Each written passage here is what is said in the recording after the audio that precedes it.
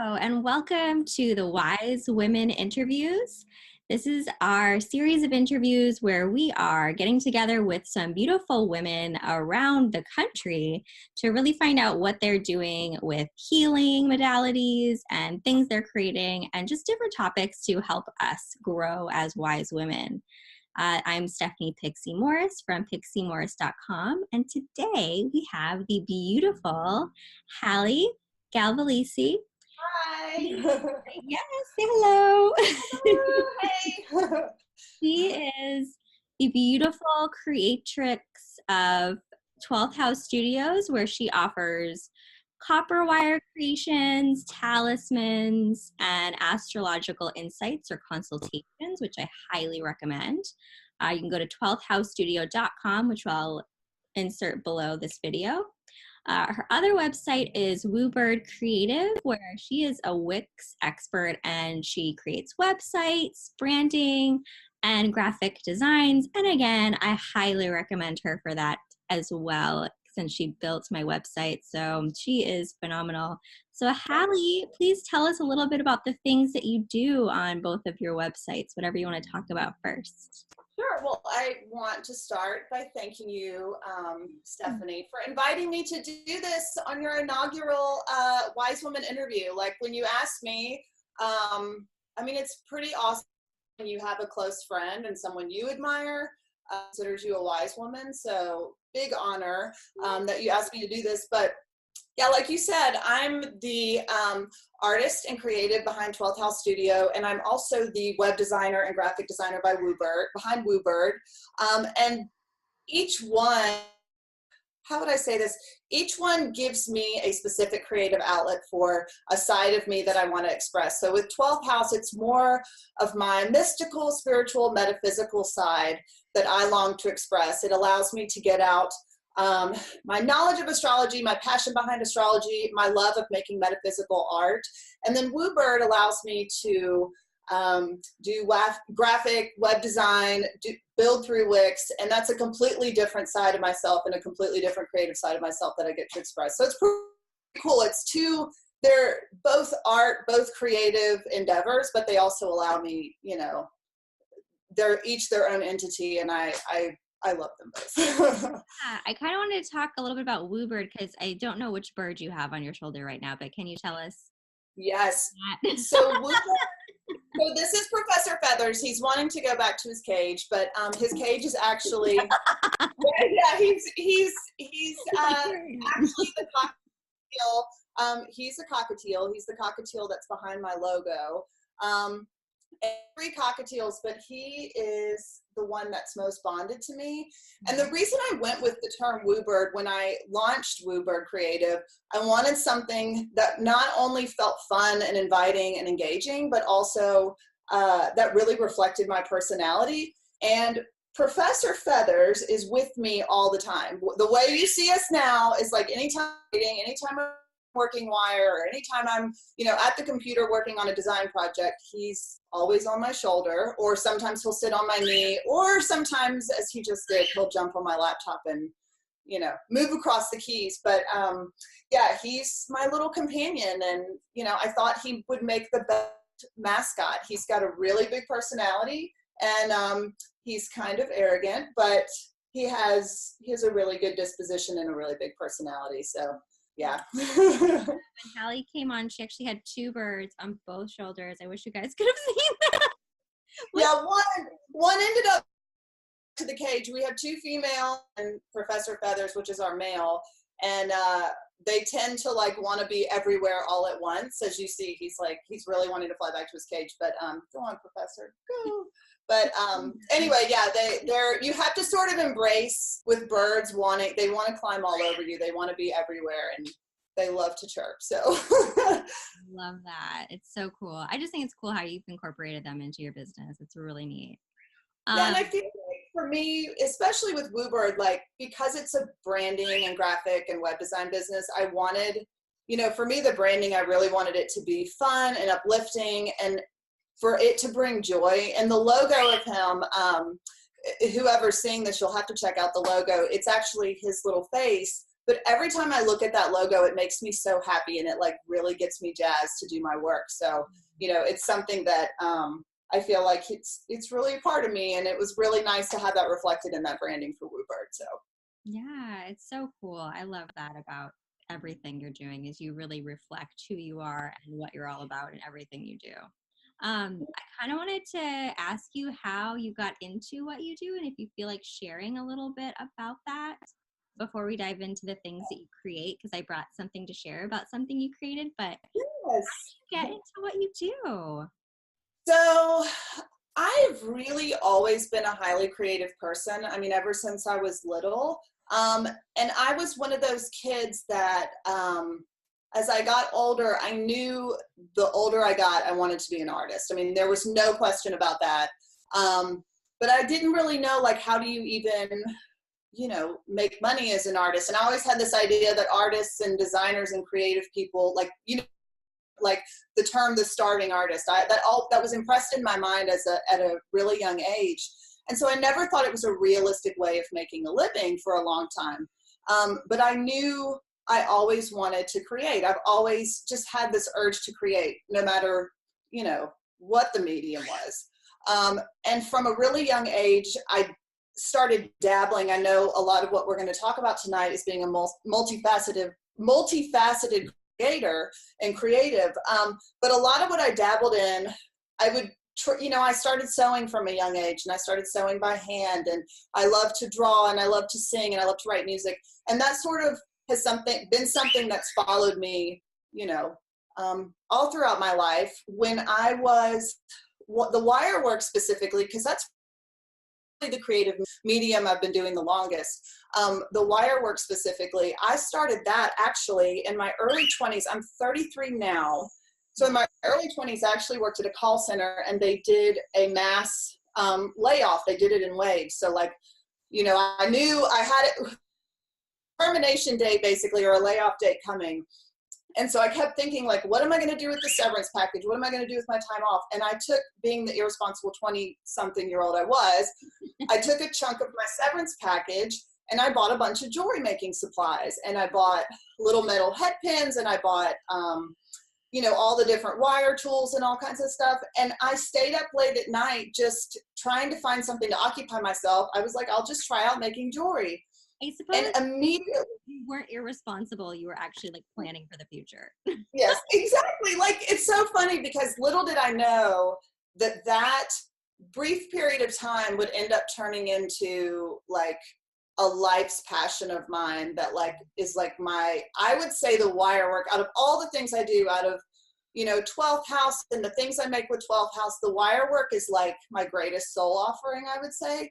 And it's deeply personal to me, and it's like it's a huge reflection of who I am, because I feel like it comes from a much different place than, say, like a graphic design project or a web design project or whatever. But yeah, I would stay up really late at night and would take these little head pins, and head pins, you know, the wire for a head pin doesn't come on a spool. It's like pre-cut, pre-flattened wire. And so I would take those and I'd put them together, and I started making all kinds of crazy, intricate shapes. And for the longest time, I just did it for fun. And a few years ago, I decided to just start offering them. It was sort of nerve-wracking, like, you know, beginning to offer that work. And that was an interesting thing to begin navigating, offering something that felt really personal to me suddenly to the public, and making things for other people. I'd always only made things for myself. Yeah. And so that was an interesting transition. But it just sort of unfolded, and it's like, I guess you could say it, I fell into it without even intending to, but it was like, in doing so, I really woke up something in me that ended up being like this passion that I think I will have to work wire till I die, I swear, until I'm old and my fingers won't do it. It's such a cathartic thing for me as well. That was another reason that I really was turned on to it. I remember sitting like all night, I would sit and just completely like tune out a certain part of my mind and just work wire and work wire and work wire. And it was so calming. And so I was able to release a lot and occupy sort of that anxious part of my mind doing so. So, that's really yeah. That's how knitting is for me. It's just like creativity. And so like with your creative side, with all of this wire working and things, it's led you into creating your business, which is really, really cool. And your business has sprouted and changed so much over the years, It being has. a faceted creator that you are. Yes. If you're a multifaceted creator, multifaceted, Hallie, did you want to give your definition first? Since you Yes. You know, even talking about, you know, the wire work, if you look at 12th House Studio and you were like, say you were to go to my website or my Instagram page now, you'll see it's mainly astrology and wire art and different. And I also make some other zodiac offerings. But it wasn't always that. Actually, 12th House Studio, funny enough, started back in 2012, I think, or 2013, as a screen printing business out of my garage. My husband and I had the screen printing business in our garage, and it was one of those things that we like discovered screen printing, and we're like, this is awesome. And my husband and his father worked together to hand build this screen printing press, and we used water-based inks and all this stuff. And then that failed. Like, we failed. Like, and I think as a multifaceted creator, you have to embrace failure. But that failed. And the next year I tried something different, and I was like, oh, 12th House Studio is going to be this other thing. And that ended up not working out. And so the wire work and the astrology ended up coming out. It ended up being my third attempt at making 12th House Studio happen. Because like I said, I've always wanted to offer creative things and art, and I've always longed to do that. And anyway, for me, being a multifaceted creator, it's being someone who is inspired endlessly by so many things, and not just being inspired by, but seeing some you and saying, oh, I want to try my hand at that. I want to try and make that. Or, you know, having an idea or seeing something on TV or reading something in a book and wanting to learn it and become a part, you know, make that a part of your, you know, your craft or whatever. And it's eclectic interest, you know, it's not multifaceted creatives. We tend to not be people who just pick one thing and just focus on that one thing and go. We tend to have, you know, a variety of interests and a variety of things we love, which can make it difficult to settle down. There's actually a book several years ago, oddly enough, around the time that I was laid off of that job as part of that layoff. I was watching a PBS special, and I want to get her name right, Margaret Lobenstein. I hope I'm pronouncing that right. But she did one of those like Saturday PBS specials where you watch a little bit of the tape, and then they go back and they're like, oh, here's the book, or here's the DVD. If you pledge, you get the book, and then it goes back to the tape of her. And for her, it was this whole idea of the Renaissance soul. And I want to read, because I think the way she describes the Renaissance soul is very similar to what a multifaceted creator is. And I want to read this. In her terms, a Renaissance soul is a person who thrives on a variety of interests and redefines the accepted meaning of success. And I think for multifaceted creatives, for us, success may look differently than, you know, where if someone's on this linear, they've chosen one path and that's what they've stuck to, and they're, you know, the way forward is that. For multifaceted creatives, we might go over here, and then we might go over there, and then we might go this way.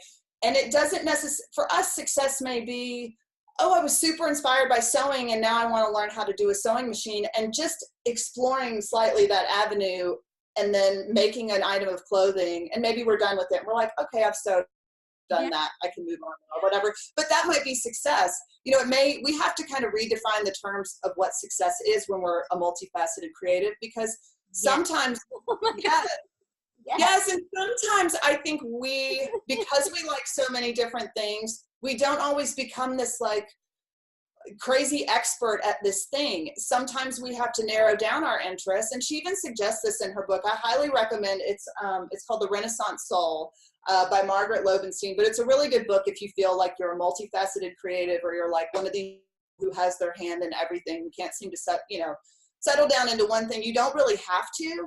You just have to figure out how these different interests and how these different avenues and all these things you want to create, like how can you make it work in your life? For me, it boiled down to giving everything, you know, I'm a Virgo, so I like to compartmentalize things. I like to put things in boxes. Yeah. And yeah, exactly. And I have to be organized.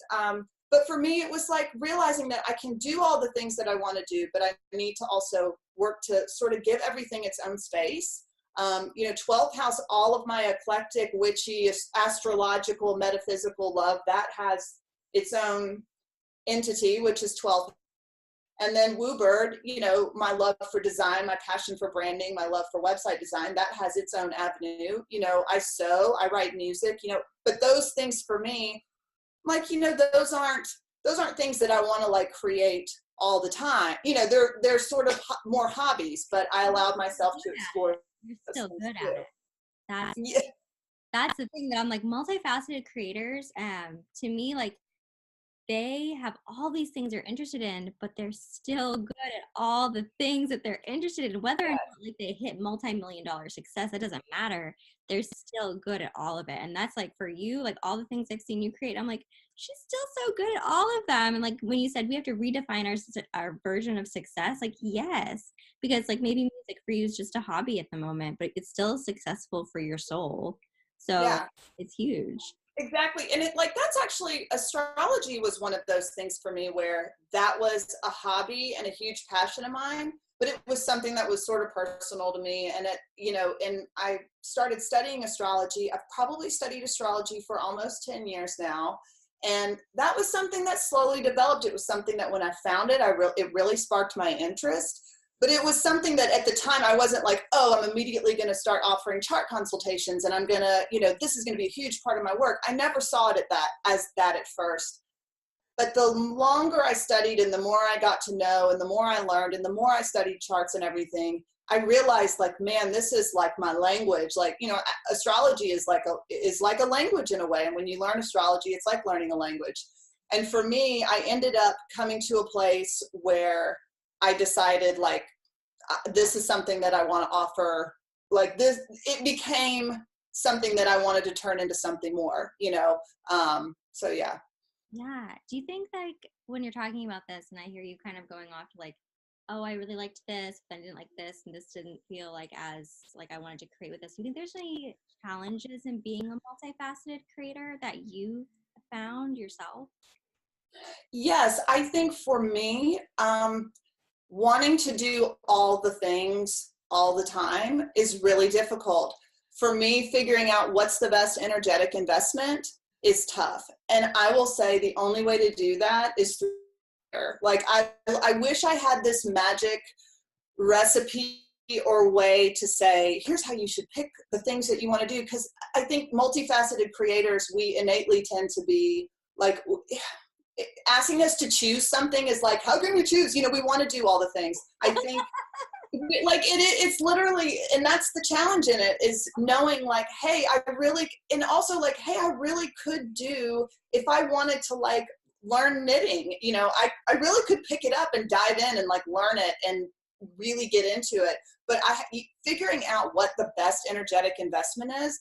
And then when making the choice, to have my two businesses and operate those two businesses, it's like balancing those two things, balancing all your passions, that has been difficult. And like I said, it's been through trial and error, figuring that out at least. No, I agree. And I know that a lot of people, they say success comes when you focus on one thing.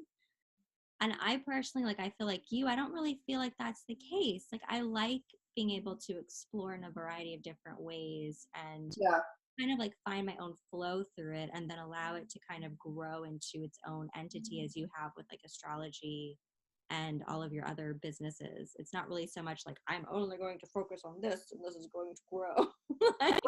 Right. I feel like I'm one of those people that I feel like the moment I start to limit myself, I start to feel like creatively, restricted. And then I'm suddenly wanting to like, it creates agitation in me. And I feel like, you have to really, like we said, redefine success, but even make success not this thing that is this huge thing that happens down the line. Like success for me, and I've really tried to like narrow down success into something like smaller successes, I guess, that add up into what feels like a bigger successful venture, right? So like, with sewing, for example, I love to sew and I love to make my own clothes, but I'm in a season that's not really something I'm able to really focus on at the moment because I have a lot of design work going on. I'm doing a lot of work with 12th house, and that's okay. But for when I was sewing, I used to have a serger, which is it's different from a regular sewing machine, and it looked like the most intimidating piece of equipment. And my husband had bought it for me like 2 years prior, and I was like, this is amazing. This will help me sew clothes so much faster, but like it freaks me out. And I ended up setting like these little milestones that like, I'm just going to watch the video on how to thread the serger. Okay, I did that. Boom. That was a successful moment. Okay, now I'm going to just practice some scraps. That was a successful moment. And all those little successful moments ended up adding up into like, like a month or two later, I was sewing some bell bottoms and I had sewn skirts and I did a whole capsule wardrobe. And it's like, I let all that creative passion play out. And then, those little successful things ended up turning into a big successful thing, and recognizing like I do have time. I think that's another piece is sometimes as multifaceted creatives, it's like, do we have time to do everything we want to do? And recognizing, like my mom and I were talking this morning and she kept reminding me the universe has an abundance of time. Like that's all we have is time. It's a matter of how we compartmentalize our time, getting a planner, making sure that, everything, I create time, I create space. I say from this hour to this hour, I'm creating the time for all the things that we want to do. I think and recognizing that there is time, like no matter what, we've got time. My soul so much because it's like throughout my journey, both physically with how I'm feeling and like metaphysically with things I'm going through, it's like I'm always hearing, you don't have enough time. You don't have enough time. And it's like, no, pull the reins back. You do have enough time. Like you have to just make the time to do the things that light you up and get the planner and put the things in your planner and be like, all right, we're going to do that at that time. Or you know what, if it doesn't feel good, we're not. And it's going to be okay. And really, I feel like as a multifaceted creative, you have to embrace failure. I feel like that's such like failure, and maybe that sounds really cliche or self-helpy, but it's so true for me. Recognizing that if I do explore something creatively and it doesn't necessarily pan out, maybe that's not that's not always a failure. I allowed myself to explore it. I tried it. Maybe it didn't work. Maybe it could come back down the line. I don't have to be so rigid and say, it just didn't work for now. Maybe in 10 years it'll show up. That's the interesting thing about my wire work. Actually, I started making all those wire pieces with the head pins and the beads and stones in my early 20s. And then I put it away and I actually didn't work wire for probably 6 years or so, a really long time. And I got really bored, honestly, one afternoon about 6 or 7 years ago and was like, I think I'm going to get my wire out. And at the time I had not worked with copper and I happened to get a spool of copper. I was at a local bead shop that is here in Memphis, the bead, what is it called? I can't think of the name off the top of my head.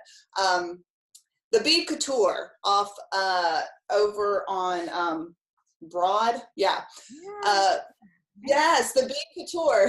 So, but anyway, I used to go in there and I got a spool of copper and I just started working wire and it ended up becoming something even greater. So, but it was like one of those things that I had to be willing to like, I never would have imagined that putting that down and letting that kind of be for a while, that I can pick it up later.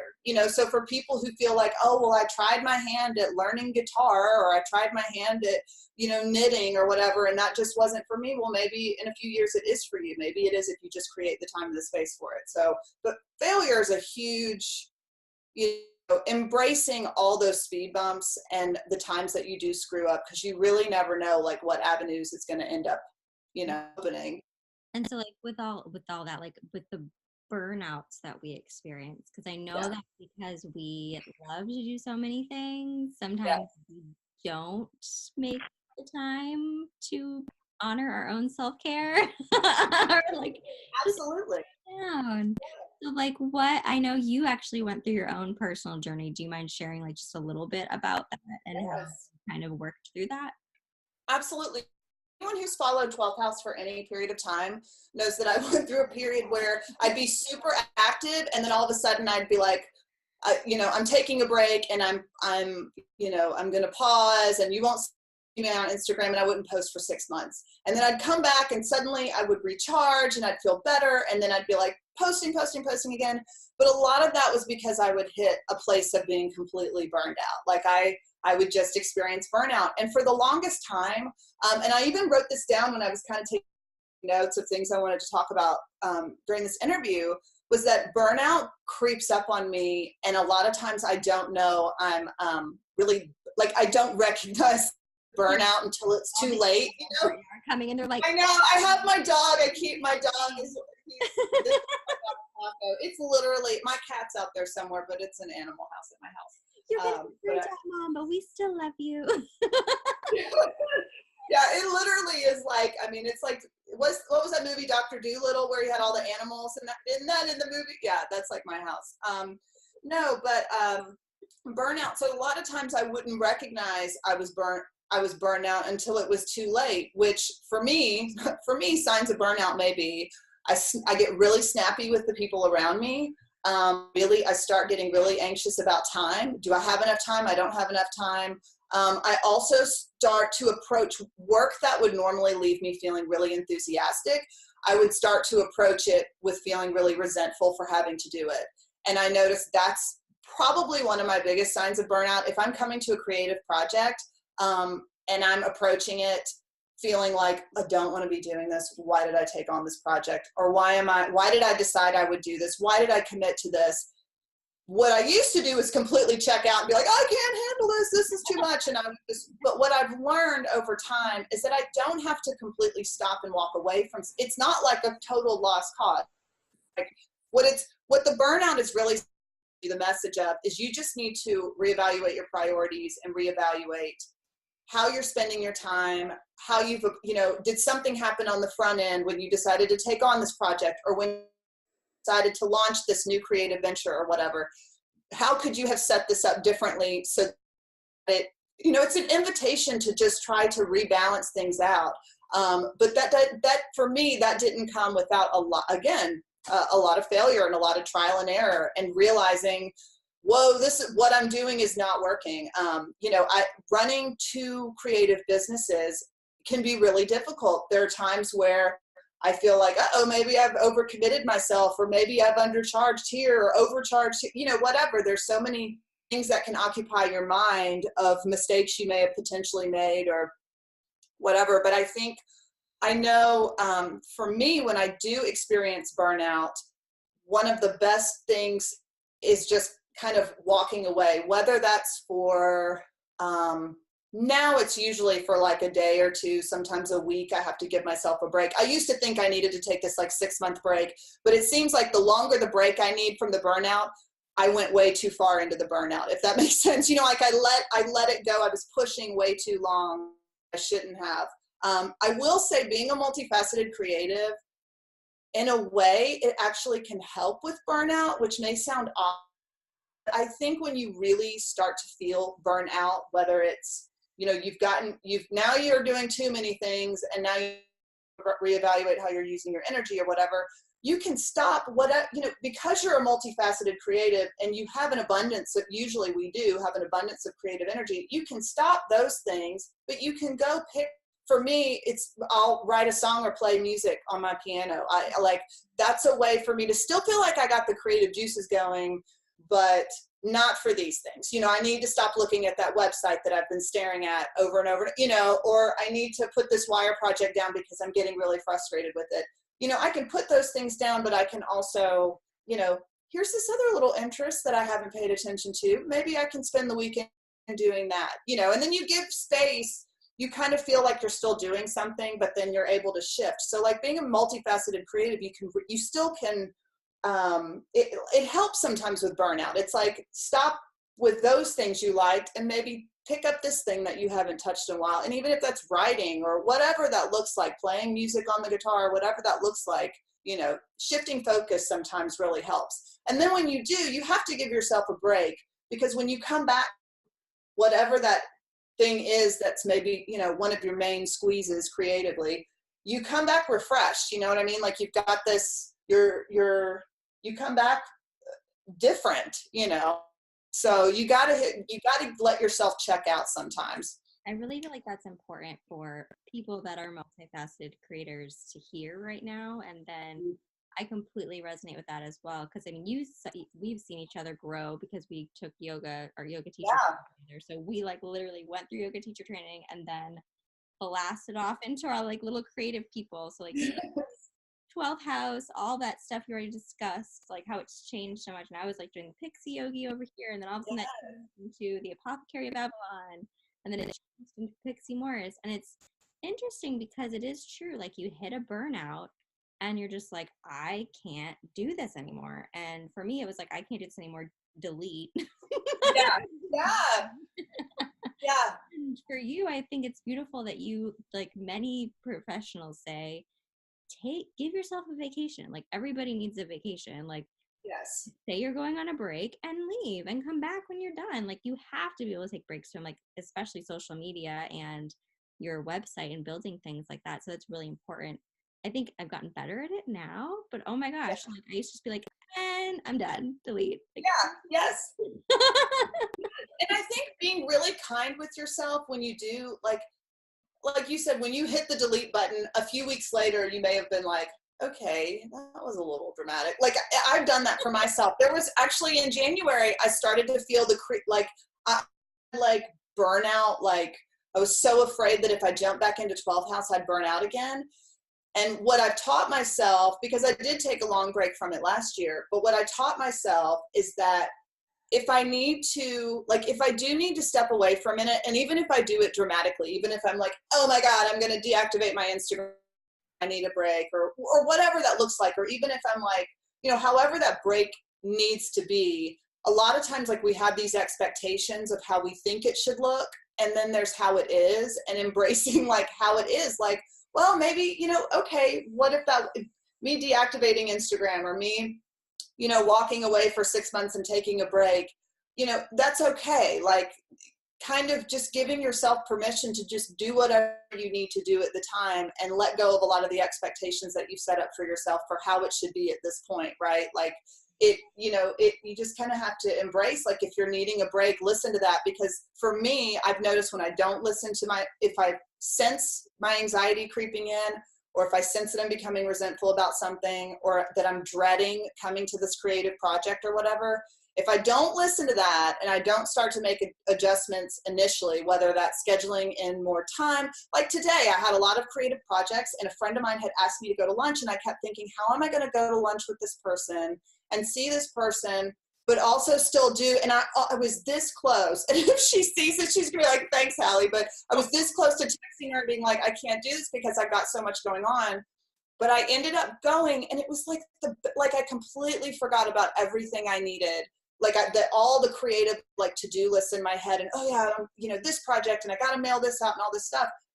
And it was exactly what I needed. So sometimes those little breaks from burnout, like they can come in like going to lunch with your friend, or, you know, doing a Netflix binge one night and just putting your laptop away, or taking a long bath, or whatever that, or taking off a week, or taking off a month, whatever that looks like. You know, so I've needed all of those things. From Hallie. So these are basically things that you've done to like help your self-care, which I think is important for people to do, is like have that time for self-care when the burnout starts to like occur. And like burnout can happen to anybody. And I love like, you know what, you might get burnt out, but if you're an extrovert, seeing people might be really helpful, or just Netflix and chill, literally. Just chill, like nothing else. Yeah, exactly. Yeah, and I think for me, like I'm someone who really needs, you know, I name my business 12th house studio because in astrology, I have a stellium in my 12th house. And 12th house people tend to need time away and time alone to recharge a lot more than most people. And so I thought it was sort of this, like, I'm like, why did I name my business 12th house? Because it seems like I'm needing to step away from it and, you know, all that over and over again. But then I realized like that's part of, like, it's part of the journey. But this year, I've come to a place where I've been it's almost seems counterintuitive, but like giving myself Woobird and allowing myself to have that space, I can shift from Woobird to 12th house and 12th house to Woobird. And it's like, I never get sick of either because I've given myself options. So I think, as a multifaceted creative, like allowing yourself to try out, like, what would it be like if I did 2 things? Or what would it be like if I did 3 things? And the 3 things don't have to necessarily have these great emphasis in your life, right? Like you could, like for me, like I said, I write music occasionally. It's not this thing. I'm not suddenly going to turn into the singer-songwriter and be playing, open mic nights around town. But it's like, it gives me, I do give myself permission to try all of the things because there is an abundance of time. Like we do have, there is time for all the things. Yeah.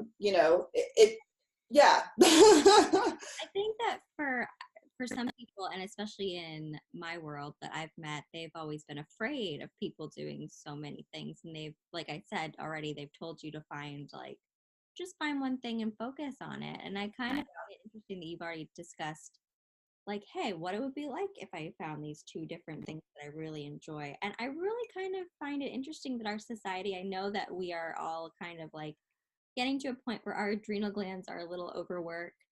Like society is a little bit like we're overworking ourselves. But I also feel like there's just some people where it's like, that's just the way my brain works. That's just the way I am.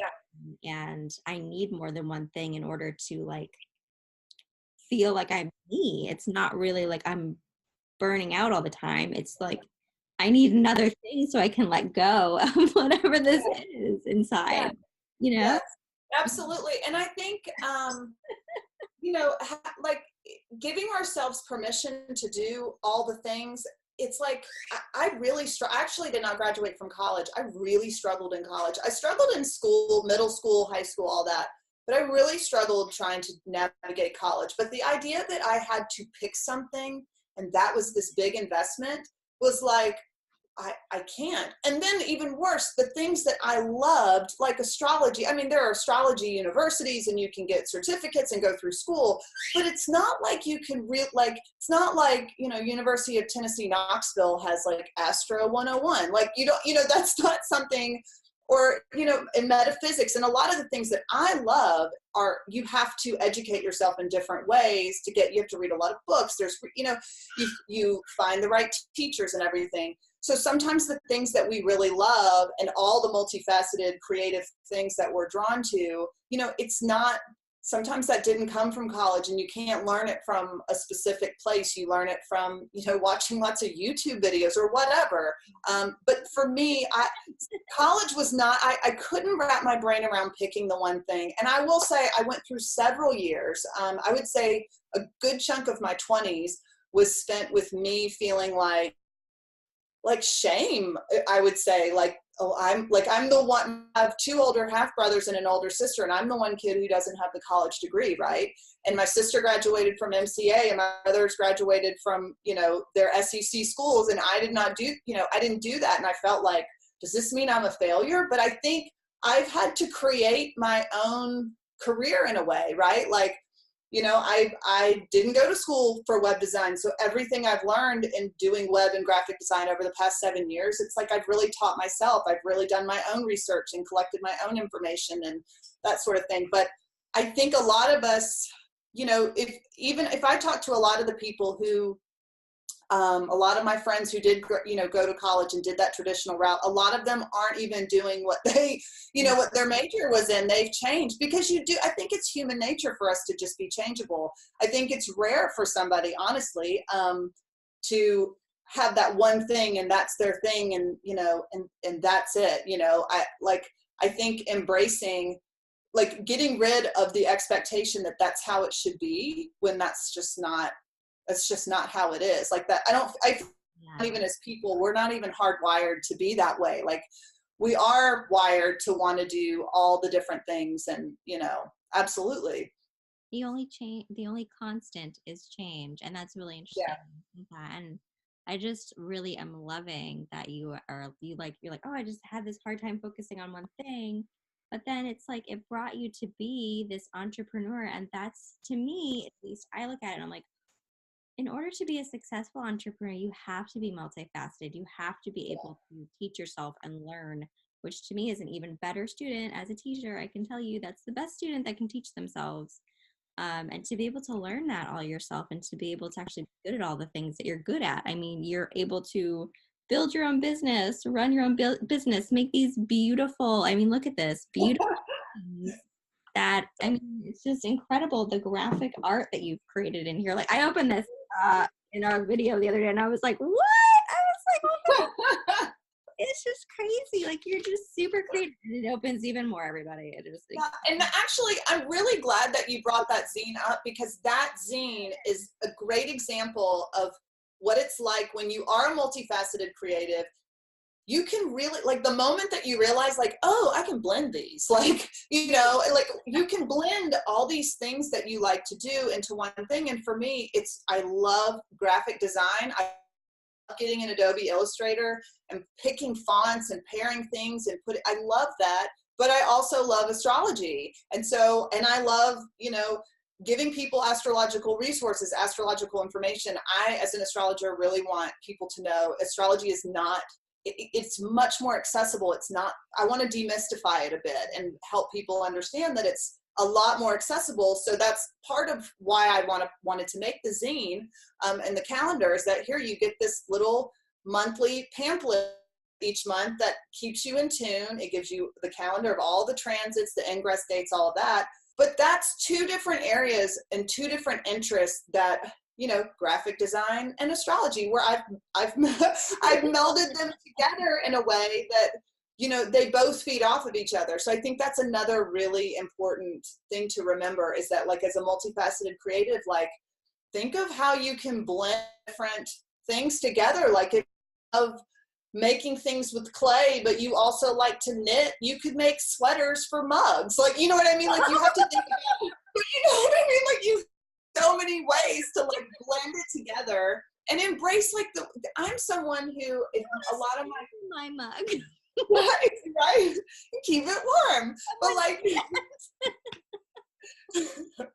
someone go do that. Someone probably is doing that, honestly, on Etsy, I'm sure. But no, but, like, figuring out a way to blend those things together, and also, like, embracing, I am a huge advocate of embracing your uniqueness and how weird, we are all weird. We all are. But it's just how comfortable we are with letting people know how weird we are. But I think as multifaceted creative, maybe you have interests in things that are, you know, that's like, maybe you like Star Trek, but you also like, you know, sculpting things, and you're scared of, like, oh my gosh, if I start sculpting Star Trek stuff, people are going to think I'm weird. Like, let people think you're weird. You know what I mean? Like, for me, I had to get over a big hump with 12th house of, like, are people going to think my interests are really strange? And the moment I, like, embrace, like, this is a whole part of me, I found that I connected with so many other people who have those same creative interests, right? Like, that's another part, is, like, once you can really embrace and open up to a creative path, you never know the kind of people you're going to meet, the kind of connections you're going to make, what you're going to make, but collaborations, you know, that come out of it. That's another really amazing thing. So it's, like, really embrace, be willing to try out stuff, you know, even let go of whether it's going to work or not. Like, just try it, you know, let go of any expectation of how that might come out, and just allow yourself and give yourself permission to try it or do it, you know. I'm gonna be writing that everywhere, because the more I said that, the more I'm like, oh my God, I need to hear that. Like, give yourself permission. It's like, I think as a multifaceted creator, you want to help others, like, just see the world in a different way and, like, be fun, but then you also take on some expectations as well. I think we do that as humans. I mean, Yeah. And instead of, like, looking back at all the things, I think as multifaceted creatives, sometimes we have a tendency, like, don't look back at all the things you've tried. And even if they failed, and say, well, those didn't work out, like, look back and be like, look at all the stuff I've done. Like, you know, instead of me looking at sewing and being like, well, gosh, I didn't seem to make that work. It's like, no, I made a whole capsule wardrobe. Like, I did all these things. And even if for whatever reason, you know, if I one day don't want to do Woober, or one day don't want to do 12th house, which for now I don't anticipate, because I love them both. But let's say that were to happen, I could look back and say, I did that. You know, it's amazing that I did that. I'm happy that I did that. Like, really look back on those things, whether they were successes or failures, and embrace like, hey, I did that. I'm proud of myself that I did that. And, you know, shifting your perspective on it really helps. Yes. Oh, I love this talk. This is so Yes. We have about 15 minutes left. I do want to ask you your fun interview questions because I feel like they're going to kind of tie everything together. And we can, of course, come back to anything multifaceted in a second. Yeah. But just so we can get to know Hallie just a little bit better for fun, I'm going to do this at the end of all the interviews, is just ask a few fun questions. They'll probably be different every time. And this month I've been really focusing on trees because of Earth Day, because of Arbor Day, because I've been really getting into grounding, and you can go to my website and learn more about that. But if you could be any tree, Hallie, what would you be and why? So this was I love this question, first of all, because I love trees. And, I mean, who doesn't? But I mean, there's some of us who like really like, what's the thing where you see faces in trees and stuff? I just love trees. But, yeah, anyway, this was a hard question for me to think of because we actually up the street have, it's called an arboretum, but it's like a collection of all different kinds of trees at Sea Isle Park here in Memphis. Most people don't know that it's a certified arboretum. But last summer and the summer before, I went through, and you can like visit with each type of tree, and they have a lot of trees that like you may not normally see planted around town. And one of my favorites is a ginkgo tree. I love ginkgo trees simply because of the yellow color that they turn. That's one of the favorite trees that I like to visit. So if I were to be a tree, it would probably be a ginkgo. So cute. I love that. I love all the trees in your front yard too. I wanted to say that. Yes, it was hard to pick. I like the other one I thought of was a maple tree. I have a Japanese maple in my front yard, and it like the foliage on it is like a really beautiful purple, and then it kind of turns to like a reddish color. But I have to say, like the ginkgo, my mom at her old house had a ginkgo, and there's a time in the fall where they turn this like incredibly vibrant, bright yellow. And I love, like, even with Woobird, yellow is one of my brand's colors. I love yellow. It's probably one of my favorite colors. But it's just that foliage when it turns that bright yellow. It's like, I don't know, it like makes my soul sparkle when I see it. I'm like, yes, the yellow leaves. That's so funny. If you could have one superpower, what would you have and why? So I would probably want to fly. But like the kind of flying, I don't know if you ever had a dream like this, but when I was little, I used to have this dream and it felt so, so real, but it was a dream where I would run and I could just jump and I could like fly and coast and coast and coast and then come back down and land and run and then jump.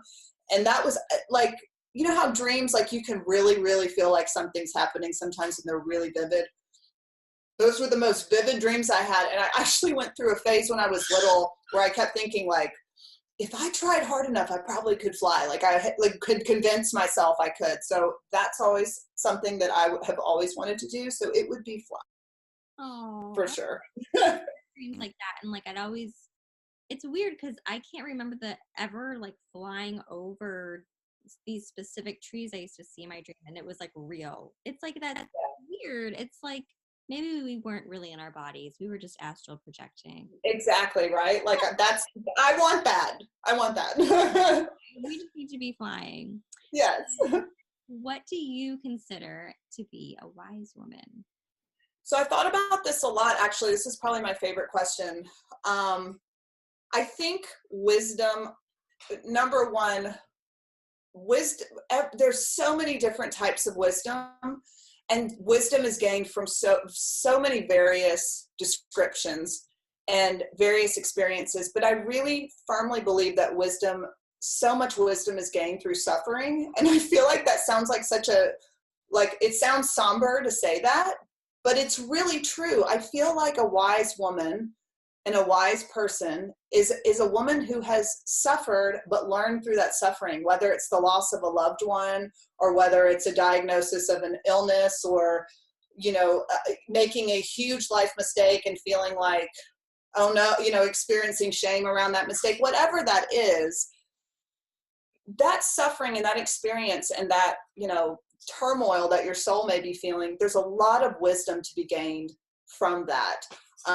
And also recognizing that there's wisdom comes from so many different things. There's the wisdom, there's the wisdom gained from learning and trying something new. You're wiser and better for it. There's the wisdom gained from failing. There's, but for me, I think understanding that like suffering, it does not happen in vain, and that there is a tremendous amount of wisdom to be gained from it. Like when we turn to our parents or to, parental figures and we seek advice from someone older than us or a teacher or whatever, we're going to them for their wisdom, but it's really because they've experienced and lived so much of life, but because they've felt it, they've been there, they've had to navigate it.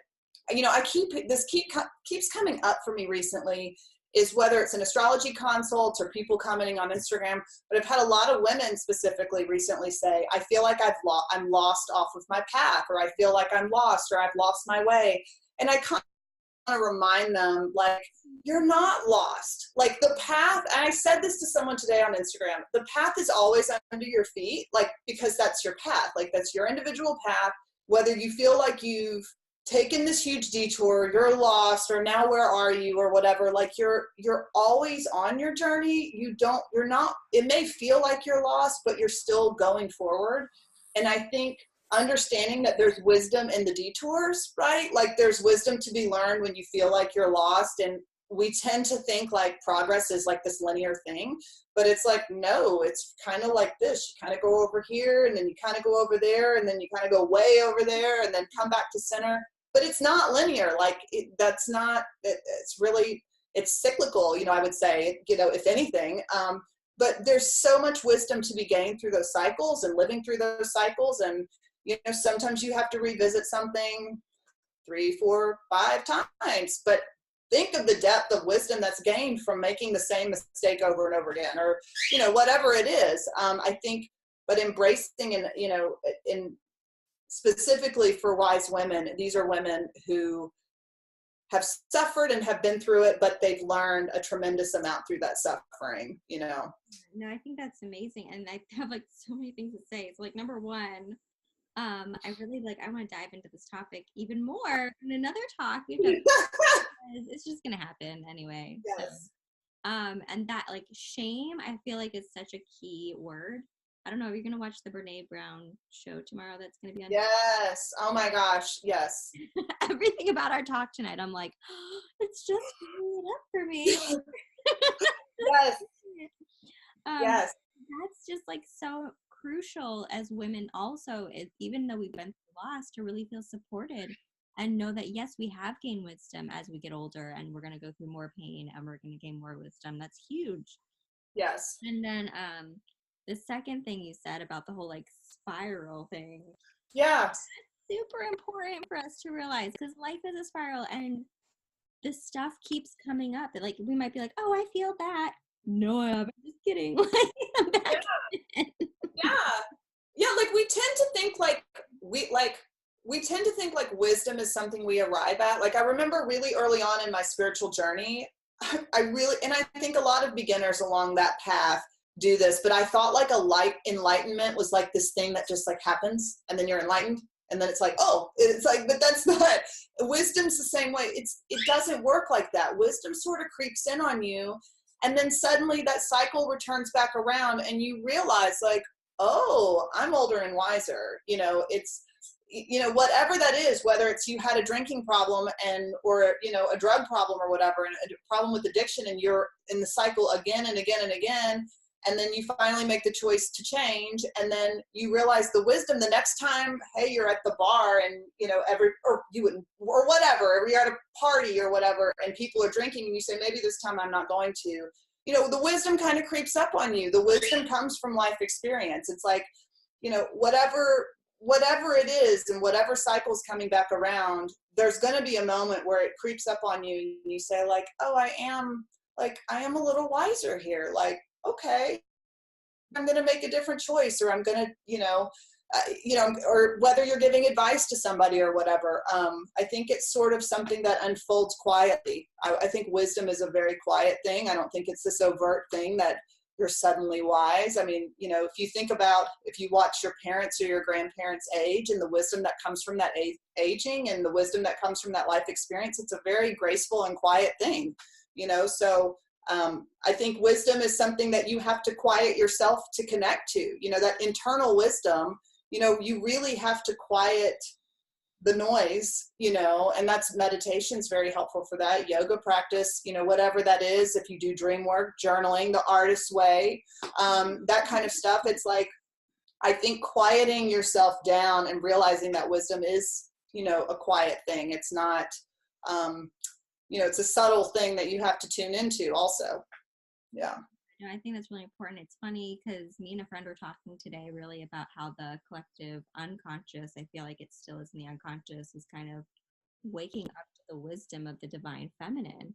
And yeah, that is kind of like the wise woman is just slowly beginning to rise up within all of us, including men. Like I feel me and her kind of feel like men are kind of a little bit behind and they're coming up slowly, but it's just incredible, that feeling of like, this is a change within our society of like waking up to that inner source, those feelings, going within, feeling what needs to be felt and working through that, which is like exactly what you've already described as the wise woman. So it's really interesting. Yeah, because I feel like the most, like, I don't know why this image kept coming into my mind when I was thinking about this question earlier, but it's like, I think about like how, sorry to my vegetarians and vegans, but like how like a good, and I'm in Memphis, so I have to make a barbecue reference, but like a slab of barbecue ribs, like low and slow on the grill, like how, like it, the smoky flavor and stuff, that happens with time. Like I have to make a food reference and now I'm hungry, but, but wisdom's kind of that same way, right? Like wisdom is how life has seasoned us, it's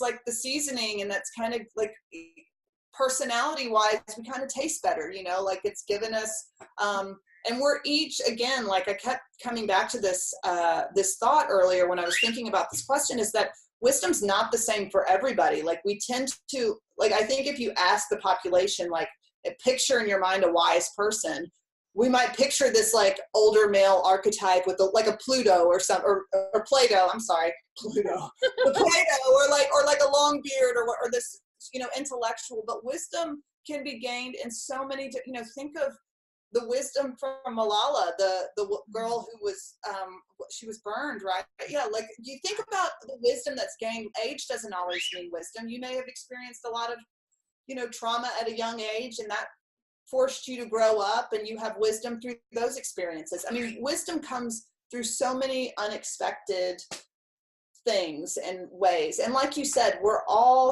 there's a collective feminine wisdom that I think a lot of women, I know for me, I spent my entire 20s being like, I don't need female friendships. Who needs female friendships? And then when I opened myself up to like the collective feminine and like really focusing on making female friendships and connections, it's like when you do that, you really tap into the collective feminine energy and that collective feminine wisdom that, like, it's like a network in a way. You know what I mean? That like, I feel like we all share. We have our web of women. The web of wise women. That's what I should call this. Yeah. Welcome to the web of wise women. Yes. Yeah, it's like the golden thread.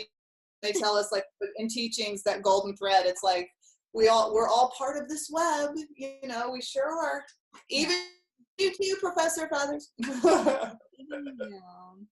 Well, we've run right at our hour.